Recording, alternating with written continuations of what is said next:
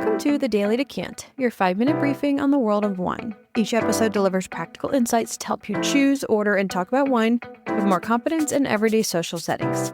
Let's get into today's decant. Today is Saturday, and it's the practical episode of the week. We talked 5 days of Pinot Noir geography, and now let's talk about how to actually buy it without wasting money, without getting burned by a bottle that looked great on paper and tasted like disappointment in the glass. Because Pinot Noir is uniquely unforgiving in this regard. More than any other grape, it exposes the difference between a great producer and a mediocre one, working with the same fruit from the same vineyard. So let's get into the questions that matter. The clone question. If you've spent any time reading about Pinot Noir, you probably encountered the word clone, and it can seem like insider jargon. So here's what it actually means. Pinot Noir is one of the most genetically unstable wine grapes in the world. Over centuries of cultivation, it has mutated into hundreds of distinct sub-varieties called clones, each with different characteristics in terms of berry size, bunch size, color intensity, and flavor profile. The Dijon clones, numbered 113, 114, 115, 667, and 777, were developed at the University of Burgundy and brought to the New World starting in the 1980s and 90s. They produce wines with more aromatic complexity, finer tannins, and greater typicity to the Burgundian model than the older mass-market clones that were widely planted earlier. When a producer mentions Dijon clones on their label or in their tasting notes, it's a signal that they're serious about quality. It's not a guarantee of greatness, site and winemaking still matter more, but it's a meaningful quality indicator. Next is the oak question. This is the one that's burned more New World Pinot Noir buyers than any other issue.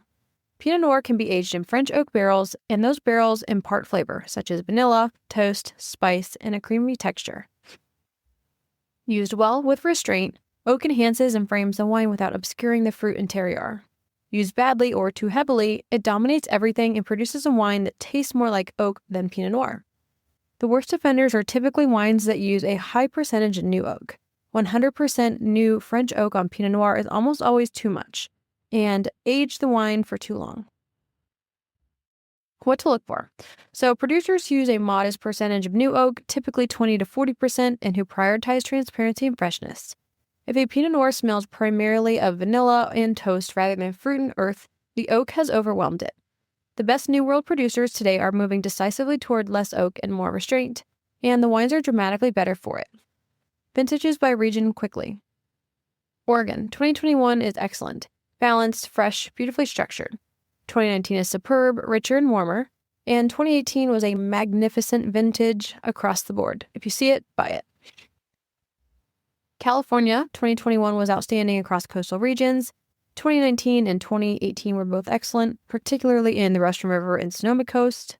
And you should avoid years with significant wildfire smoke influence, such as 2020, which is problematic for many California regions. New Zealand, 2021 and 2019 are strong recent vintages for both Central Otago and Marlborough. 2017 was exceptional for Central Otago, structured, long-lived, and still drinking brilliantly. Now let's talk value picks by price tier. Under $25, A to Z Wineworks Oregon Pinot Noir is the most reliably excellent under $25 Pinot in the country. Also any Marlborough Pinot from Sarrazin Estate at this tier. $25 to $60 is where Oregon shines brightest. Cristom, Willamette Valley, Ponzi, Laurelwood District, Bethel Heights Estate Pinot all represent extraordinary quality at this price. Also Felton Road, Bannockburn from Central Otago in this tier. $60 to $120 are single vineyard Eola Amity Hills from Lingua Franca or Zena Crown, Russian River single vineyard from Rocchioli, and True Sonoma Coast from Hirsch. Sommelier script, say this. I'm looking for Pinot Noir, New World, cool climate, relatively restrained on the oak. I want something that shows real site character rather than just ripe fruit. Oregon or a serious California coastal region would be ideal. What do you have from a good recent vintage that shows genuine complexity for the price? That question, while it's a little long, tells any knowledgeable sommelier that you understand climate and terroir, you're wary of over-oaked wines, and you're vintage aware. And you want something specific over brand name. You'll get a dramatically better recommendation than simply asking for a Pinot Noir. So tomorrow's the Sunday wrap, and we're going to talk top 5, 3-sentence cheat sheet, and a tease for next week, which is Spain. See you then. That's today's Daily Decant. If you found this helpful, be sure to subscribe and share with your friends so you can continue building your wine knowledge in just a few minutes a day. See you tomorrow for the next decant.